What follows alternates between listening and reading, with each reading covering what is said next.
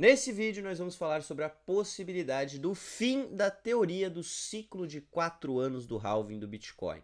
Caso a gente fosse para seguir o ciclo do halving, a teoria do ciclo de 4 anos, o nosso bull market já teria chegado ao fim e não é o que eu acredito que seja o caso, então ao longo desse vídeo eu vou explicar para vocês o porquê disso e o porquê que eu estou com boas expectativas para o final do ano. Então se você gosta desse tipo de conteúdo, já deixa o seu like aí e vem comigo. Vamos lá, pessoal, caso a gente fosse seguir a teoria dos ciclos do halving, como eu havia comentado para vocês, a gente já teria encontrado o topo deste ciclo. Nessa teoria, ela diz que todas as vezes que nós temos o halving, a gente vai ter o mesmo número de semanas medindo o fundo anterior até o halving, do halving até o topo, certo? Aconteceu em 2012, aconteceu em 2016, aconteceu em 2020 e 2024, se fosse para acontecer de novo, este número daria justamente agora, né? No final desse mês de setembro e começo de outubro. Eu não acredito que seja o caso, eu não acredito que a gente tenha batido o topo ainda, por conta de alguns motivos, certo? Então o primeiro deles é que a gente ainda não viveu aquela fase de euforia nos mercados, aquela animação que todo mundo entra, todo mundo tá ganhando dinheiro, tudo está em all-time highs,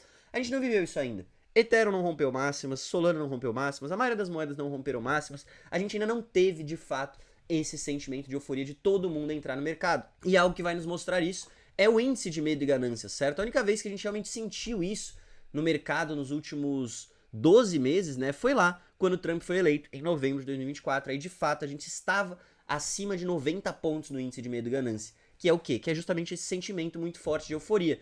Desde então, cara, o sentimento tem sido mais ou menos, o Bitcoin tem crescido aos poucos, principalmente por conta da adoção institucional, isso mudou muito como o ciclo funciona, né, governos, instituições, todo mundo adotando o Bitcoin. E a gente tem ido aos poucos, né, inclusive vivenciamos aí o índice de medo e ganância batendo na zona do medo, 28 pontos, alguns dias atrás, que era um sinal de compra, na verdade, né? Desde então ele tem se recuperado forte aí e já está acima da casa dos 119 mil dólares.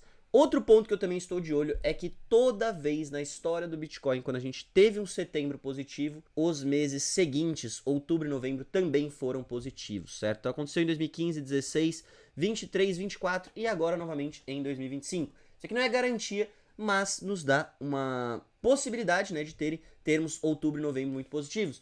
Até porque outubro e novembro costumam ser os meses mais explosivos para o Bitcoin. A galera chama, né, de como é que é? Moonvember e Pumptober, October, alguma coisa assim, tá?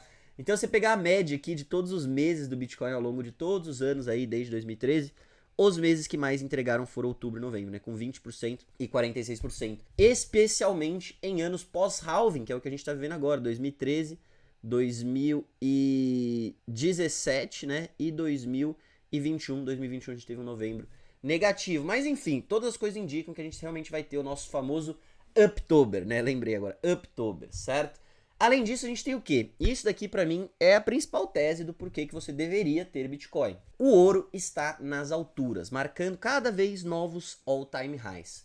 Toda vez que o ouro dispara, o Bitcoin costuma seguir o movimento do ouro com um atraso aí de 90, 100 dias, certo? O ouro já deu a sua corrida já há algum tempo e o Bitcoin está para repetir este movimento novamente, certo? E por que que o ouro tá se valorizando tanto? Por que que o Bitcoin tá subindo tanto? Cara, é tudo sobre a quebra do sistema fiat, certo? A quebra da confiança no dólar, do dólar, se eu tô falando da moeda mais forte do mundo também, a quebra da confiança no euro, no yuan, no real, qualquer dinheiro fiat de qualquer país, certo? Os governos aí ao redor do mundo estão extremamente endividados, a produção dos países não consegue suprir a capacidade do tamanho da dívida e para empurrar essas dívidas, para continuar rolando dívida, o que que eles fazem?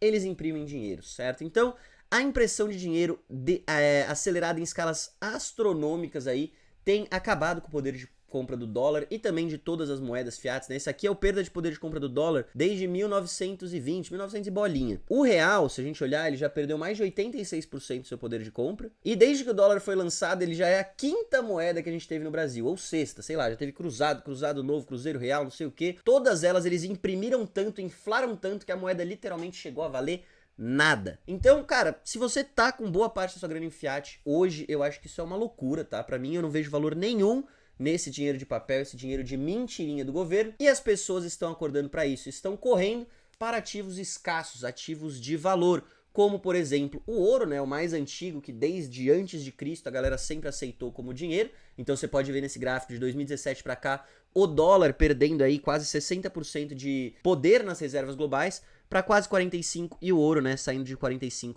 para quase 60%. Então, de fato, a galera está correndo para o ouro, a gente tem visto esse movimento por parte de países como China e outros países, e também das pessoas. E é claro, o Bitcoin também não está ficando para trás. As pessoas já entenderam o Bitcoin como novo ouro digital, algo que tem mais assimetria do que o ouro. Hoje ele já é enxergado, né, como algo realmente seguro, as pessoas entenderam o Bitcoin.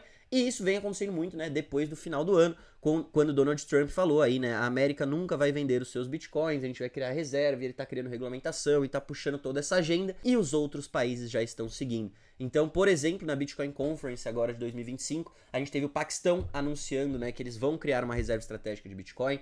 Eu trago para vocês aqui semanalmente essas notícias de países. Kirguistão também tá avaliando, tem outro lá que acho que é o Cazaquistão que também tá avaliando. O próprio Brasil teve uma discussão recentemente sobre reserva estratégica, a Tailândia.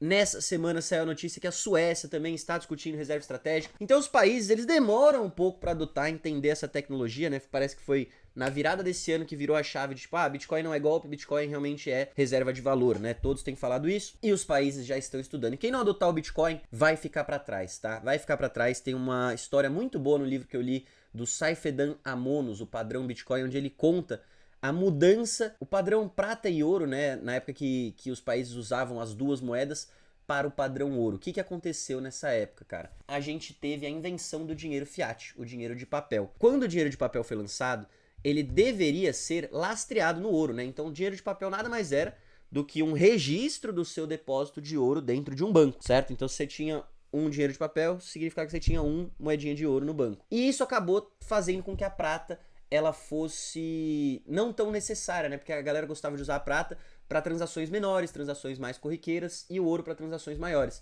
A partir do momento que você pode guardar o ouro no banco e usar o dinheiro de papel para qualquer tamanho de transação, a prata começa a perder a sua relevância. E aí a gente tem países como a China e a Índia que demoraram muito para adotar o padrão ouro, para trocar as suas reservas de prata por ouro, e por conta disso eles tiveram aí, né, uma perda gigantesca do poder de compra dos países. A Índia, se eu não me engano, foi perto da casa dos 45% e a China perto da casa dos 75% da destruição do poder de compra. Por quê? Porque eles estavam segurando uma moeda mais fraca do que a nova moeda global que tinha sido instalada, que era o padrão ouro, certo? Então, você ignorar o Bitcoin hoje, não pense que você pode escolher e vai ficar tudo bem. Não. Se você está segurando uma moeda mais fraca, dinheiro fiat, dinheiro que não tem valor, que é impresso todo dia, quem segura a moeda mais forte vai ganhar mais poder de compra ao longo do tempo, vai preservar patrimônio, enquanto você vai ver o seu patrimônio sendo destruído. Então, investir em Bitcoin hoje não é eu quero fazer dinheiro, vou surfar o ciclo. Não, é uma questão de preservação de patrimônio, longo prazo, você ter pelo menos uma parte do seu capital alocado em Bitcoin hoje é algo que, cara, impossível de você não, pelo menos, considerar essa possibilidade, certo? Outra questão, né, adoção por parte de empresa. Então, eu sempre trago esse gráfico aqui para vocês. Ele mostra 100 maiores empresas que estão acumulando Bitcoin. Hoje, já mais de 1 milhão de Bitcoins na mão dessas empresas. Coisa que também, ano passado, cara, as empresas não tinham praticamente nenhum Bitcoin. Cada vez mais, todo dia sai notícia de empresas dos mais diversos setores, tecnologia, saúde, mineração, cara, todos os setores. As empresas têm adotado o Bitcoin como parte do caixa da empresa, né? Onde que eu vou guardar esse caixa que a gente tem? Porque se eu deixar em dólar, eles já entenderam, cara. Se eu deixar em dólar, eu vou estar perdendo dinheiro. Então eu preciso deixar em algum lugar. É ouro, ação, o que eu vou colocar? Muitos deles já estão abraçando o Bitcoin. Essa semana também saiu a notícia aí que a Vanguard, um dos maiores fundos de investimento do mundo, está explorando oferecer Bitcoin para os seus brokerage clients, certo? Então a Vanguard, que é um fundo de mais de 10 trilhões de dólares, vai começar a oferecer Bitcoin para os seus clientes. E se vocês observarem esse gráfico aqui, que eu não canso de trazer para vocês, nós ainda estamos muito cedo na curva de adoção, certo? Então esse daqui é o Bitcoin Adoption Curve, e aí a gente tem comparação com a internet, né? Essas novas tecnologias, quando elas chegam no mercado, tecnologias muito disruptivas, as pessoas demoram para entender, para confiar, para começar a adotar. E o Bitcoin, eu sinto que está começando a viver a sua fase de aceleração. Depois que aconteceu nos Estados Unidos, com o Trump liberando Bitcoin e tal e tudo mais, eu acho que a gente só vai acelerar cada vez mais o número de pessoas que tem Bitcoin. Vai ser uma curva parabólica que nem a da internet. E se você está entrando hoje, fala, porra, 100 mil dólares, eu perdi o bonde, já tá muito caro. Cara, não está. Ainda está cedo, tá? Ainda tem muito chão pro Bitcoin correr. Se você olhar o Bitcoin em comparação com o ouro, né, que seria o ativo mais próximo pra gente conseguir comparar o ouro sendo ouro físico, o Bitcoin sendo ouro digital, só para ele alcançar o tamanho de mercado do ouro, né, o market cap, o quanto tem investido no ouro, seria uma corrida de mais de 10 vezes, seriam 11 vezes de valorização para o Bitcoin. Na minha opinião, isso daqui é só uma questão de tempo. Eu acho que vai acontecer dentro dos próximos 5 anos, talvez no máximo até os próximos 10 anos, a gente vai ver o Bitcoin alcançando a capitalização de mercado do ouro, que é mais de 10 vezes de valorização. Por quê? Porque o Bitcoin ele é um ativo que, se olhar as propriedades que definem o dinheiro, ele é até mais valioso do que o ouro, né? Porque o ouro é um ativo que é difícil de você transportar, de você armazenar, é difícil de você dividir, ele tá muito controlado, centralizado na mão dos bancos centrais, dos países, dos governos. E o Bitcoin, ele já é um ativo muito mais fácil de você transacionar livremente no mundo inteiro, de você carregar pra lá e pra cá, de você fazer a sua autocustódia, ninguém vai tomar o seu Bitcoin.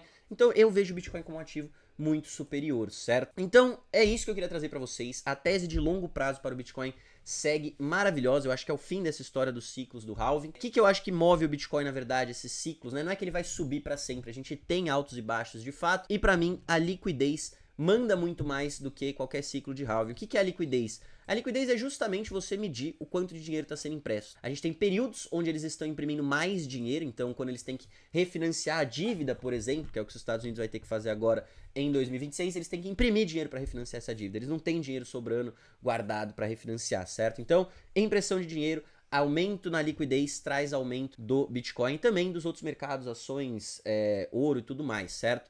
Esse gráfico aqui ele mostra, né, essa correlação do Bitcoin com a liquidez global, né, com a questão da impressão da moeda, mais de 83%. Então, de fato, se eles imprimem, o Bitcoin some. Se eles param de imprimir, né, tem horas que eles tentam reduzir um pouco o pacing que eles estão imprimindo, aí que a gente vê essas correções, esses bear markets, certo? Se a gente olhar o ciclo global de liquidez, isso eu trouxe em vários outros vídeos aqui nas últimas semanas, depois dei uma conferida aí nesses vídeos que estão muito bons também, a gente tem o ciclo de liquidez possivelmente chegando próximo do fim, tá? Como eu falei, os Estados Unidos vai refinanciar a dívida 2026 e tal, eu acho que a gente ainda tem chão para correr ao longo do próximo ano, mas eu vejo aí nesse ciclo de alta, esse ciclo grande de liquidez acabando em 2026. Eu acho que dentro dos próximos 6 meses a gente vai ver o final desse ciclo. E aí o que eu estou fazendo? Cara, meu Bitcoin é uma tese de longo prazo. Eu não quero estar em moeda fiat, eu quero ter proteção a esse sistema que está em crise, e eu acho que o Bitcoin vai alcançar o tamanho do ouro, certo?